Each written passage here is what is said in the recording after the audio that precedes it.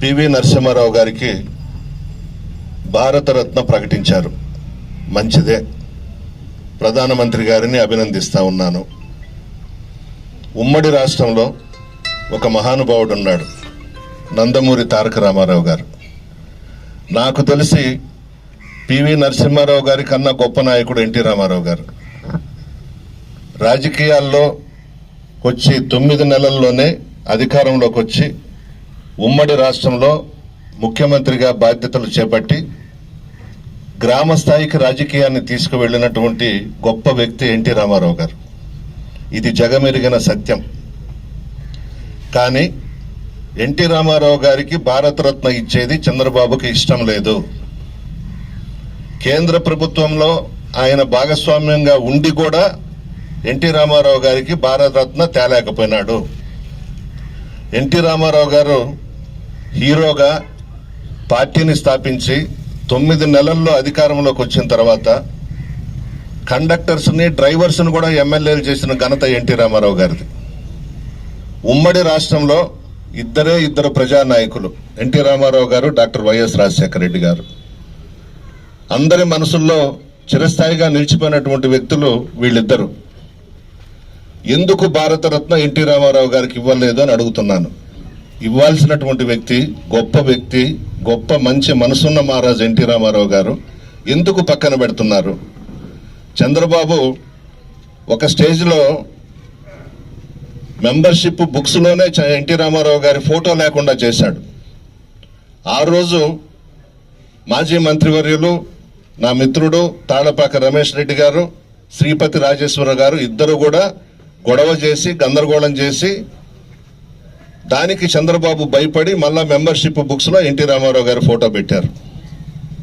నేను అడుగుతున్నా చంద్రబాబుని, ఈరోజు జనసేనతో పొత్తు పెట్టుకున్నాడు ఎలక్షన్స్లో ఈ రాష్ట్రంలో. బీజేపీతో పొత్తు కోసం నైట్కు నైటే ఢిల్లీకి వెళ్ళాడు. అమిత్ షా కాళ్ళు పట్టుకున్నాడు, నడ్డా గారి కాళ్ళు పట్టుకున్నాడు.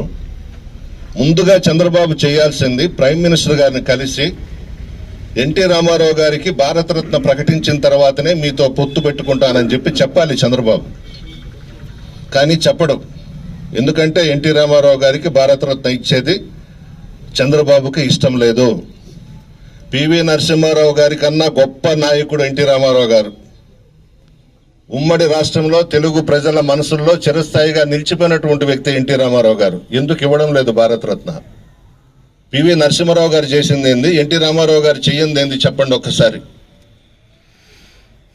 కావాలనే దురుద్దేశంతోనే ఎన్టీ రామారావు గారికి భారతరత్న ఇవ్వకూడదనేది చంద్రబాబు ఆశయం, సిద్ధాంతం, అతని మనసులో కోరిక.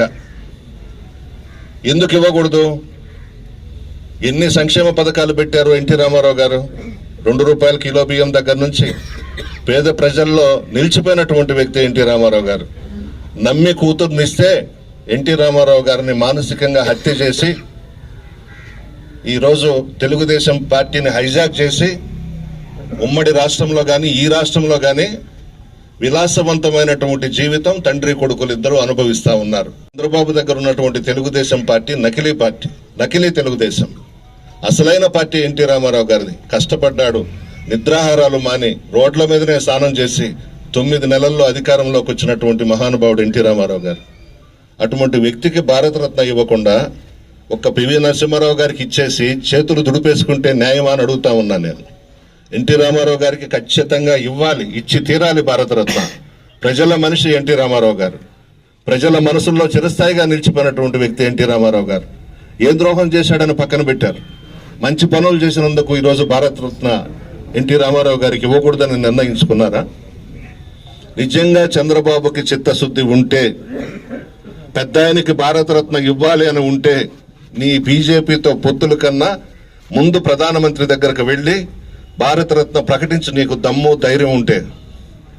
నీకు అన్ని అవసరం లేదు. నువ్వు అందరితో పొత్తులు పెట్టుకొని ముఖ్యమంత్రి కావాలనే ధ్యేయం నీకు ఒక్కడికి ఉంది. మంచిది కాదు చంద్రబాబు. నువ్వు చేసిన ద్రోహం భగవంతుడు కూడా నిన్ను క్షమించడు. ఎన్టీ రామారావు గారిని చంపింది నువ్వు, హత్య చేసింది నువ్వు. నీ చేతులతోనే చంపేశావు ఎన్టీ రామారావు గారిని. ఎన్టీ రామారావు గారిది పసిబిడ్డ మనస్తత్వం. చాలా మంచి నాయకుడు. నేను చెప్తున్నా, ధైర్యంగా చెప్తున్నా, పివి నరసింహారావు గారి కన్నా గొప్ప నాయకుడు మా ఎన్టీ రామారావు గారు. మేము ఉన్నాం, ఆయనతో పనిచేశాం, ఆయన మంత్రివర్గంలో నేను మంత్రిగా పనిచేశాను. చాలా గొప్ప వ్యక్తి. వీళ్ళలాగా అటు ఇటు తిరగడము అవన్నీ చేయడం ఎన్టీ రామారావు గారికి తెలియదు. న్యాయంగా చేశాడు, అవినీతికి ఆస్కారం లేకుండా పరిపాలించాడు, మంచి పేరు తెచ్చుకున్నాడు. భారతదేశంలోనే ఉమ్మడి ఆంధ్ర రాష్ట్రానికి మంచి పేరు తీసుకొచ్చినటువంటి వ్యక్తులు రాజశేఖర రెడ్డి గారు, ఎన్టీ రామారావు గారు. మర్చిపోలేని వ్యక్తులు వీళ్ళిద్దరు. అటువంటి ఎన్టీ రామారావు గారికి ద్రోహం చేస్తారా?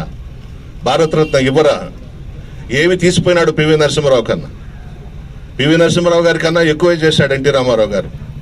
ఇప్పటికైనా చిత్తశుద్ధి ఉండి మీరు వెళ్ళి ఢిల్లీలో కూర్చొని ముందు ఎన్టీ రామారావు గారికి భారతరత్న ఇచ్చిన తర్వాతనే మీ పొత్తులతో ముందుకు పోండి. నువ్వు ఎంతమందితో పొత్తులు పెట్టుకున్నా, ఎవరి చుట్టూ తిరిగినా ఈ రాష్ట్రంలో కాబోయే ముఖ్యమంత్రి మా జగన్మోహన్ రెడ్డి గారే. ఇది తిరుగులేదు. నువ్వు ఎవరెవరితో పొత్తులు పెట్టుకుంటుంటావో అది మాకు కలిసి వస్తుంది. బీజేపీ వాళ్ళ చుట్టూ తిరుగుతున్నావు. ఏం మాట్లాడావు ప్రధానమంత్రి గారిని?